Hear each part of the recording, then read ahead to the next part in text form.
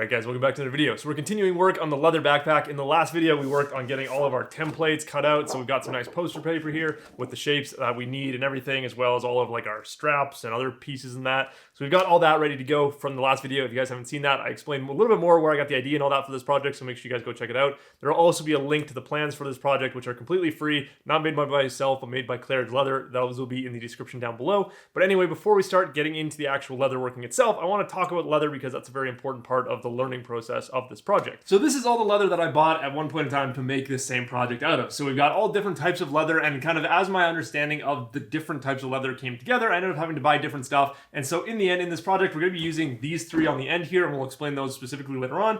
But first, I'm going to go through and talk about some of the different things that I learned about the different types of leather that would actually make a difference for this project. So in the video that Redridge Leather made about making this backpack, he said that you want a medium firm tempered leather. Now at that point, when I watched that video, I had no idea what that meant, but much like metal or anything else, the temper refers to the hardness or the kind of the stiffness of it. So the first leather that I bought in order to do this bag is the cheapest leather you can possibly get as far as I can find. This is a designer hide from Tandy Leather, and it's a whole hide for about 150 bucks Canadian, which if you know anything about leather, you know that's very, very cheap. And so this hide is only about a 3 to 4 ounce leather compared to what we want for our backpack, which is about a 5 to 6 ounce leather. This is also a very soft temper, so you can see how it's very flexible. So the whole purpose of these designer hides from Tandy Leather is meant to make like clothing or additions to clothing, stuff like that. It's very thin, but that's kind of more so what it's meant for. So the next hide I bought was one that was on sale when I was at Tandy Leather, so I figured I'd pick it up just again as another cheaper leather that I could use on, you know, a little bit more freely. I was going to use this for this backpack originally, but I didn't think it was going to work as nicely because this is a veg tan leather, which means it's got a firmer temper. And I think in the video that Redridge Leather actually made on his own channel about making this backpack, he did use a firmer leather for it, and he said that he showed that it does work, but it's a lot more complicated. So I didn't want to do that on my first try. But this is a veg tan leather with a bit of a firmer temper. It's about a 4 to 5 ounce leather, so it would be a little bit on the thinner side, but it would still probably work just fine. But one of the main things that made me not want to use this is the color combination with our other leather that I did want to use. So I just decided that I was going to save this for a different project because it's a very nice color. It just doesn't go well with the other piece that I've got. So the leather we are going to be using for this backpack is, for one, Kodiak sides from Tandy Leather. Now this is my favorite leather. I've worked with this in the past. Depending on how long you've been following my channel, if you've seen the photo books I did for Christmas a few years back, I used Kodiak sides there because I just found that was the best leather. At that point, I knew nothing about leather, or even less than I know now, so I just kind of bought whatever I thought would work, and I actually really liked the way that it worked out. So I got two different colors here. One is, I believe, chestnut, and the other one is dark chocolate, something like that. And so we're going to be using this stuff to kind of create a two-tone look on the bag. I think it's going to look really good. Then for all of our straps in that, I've got this 10-ounce piece of oak veg tan. So oak veg tan is a very firm, has a very hard temper. So as you can see, as I kind of wave this thing around, it moves kind of as a solid sheet. So it's not only very thick, but it's also got a very hard temper, which is going to make it good for doing our straps and that. Now we are going to be dyeing it too. I'm still trying to decide what colors I want to dye it. I could either kind of dye it a chocolatey brown color to match our other hide that we're going to be using, or I could dye it black to give us a little bit more contrast, a little bit more, you know, just visual difference in the bag. I'm going to wait and decide what I want to do with that later on, because for now we're just going to leave it natural and kind of see how that looks when we start kind of slowly putting things together. So the thing with leather is that it's kind of like the Goldilocks stories. You don't want it too hard, you don't want it too soft, you want it kind of just right for the specific project that you're doing. So again, if you're working with like clothing and that, or you're making like garments, you want a thinner, lighter weight leather that's gonna have a little bit of a softer temper. If you're making things like sheaths or saddles or anything like that, you're gonna want something that's a little bit harder with much firmer temper. And if you're making bags, which you do want to be somewhat flexible, but also not something that is going to be super flexible, you want something with a nice medium temper like these Kodiak sides that we're going to be using. So now that you guys know just about as much as I do about leather, we're going to go through and actually cut out all of our pieces, just get them all ready to go, having them sitting in front of me, so that way we can kind of start putting this thing together like one big puzzle.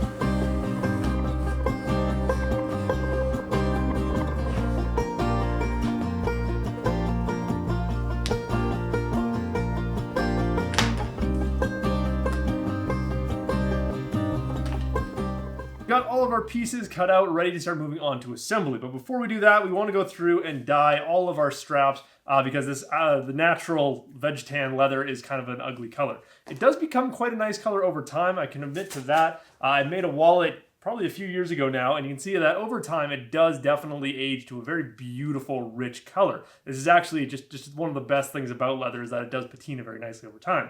And I might actually end up doing some stuff out of just natural leather at some point in time, but this is not going to be that project. So I mentioned earlier that I had two different ideas that I wanted to go with, either chocolate or black for the straps. And I decided I'm going to go with black because the problem with chocolate is that the one piece that we're using for our bottom, you can see these other straps here, this is that chocolate stained leather that we already have. And so the downside, if I try to use chocolate for these other straps, because this is veg tan leather, it doesn't stretch or it doesn't pull apart as easily. So it doesn't get as much distortion. Whereas with this other stuff, as we kind of stretch it and move it, it tends to pick up a little bit of color variation, a little bit of distortion in that. So I don't want these straps to look too perfect. And if they're going to look a little bit too perfect, I want them to be a different color than the rest of the bag. So I'm going to pour a little bit of this USMC black leather dye into an old yogurt container, and then we're going to go through and dip dye all of our straps, and then we're going to leave them to dry overnight. That way we can just make sure we don't end up getting a bunch of dye over my hands and eventually over everything else.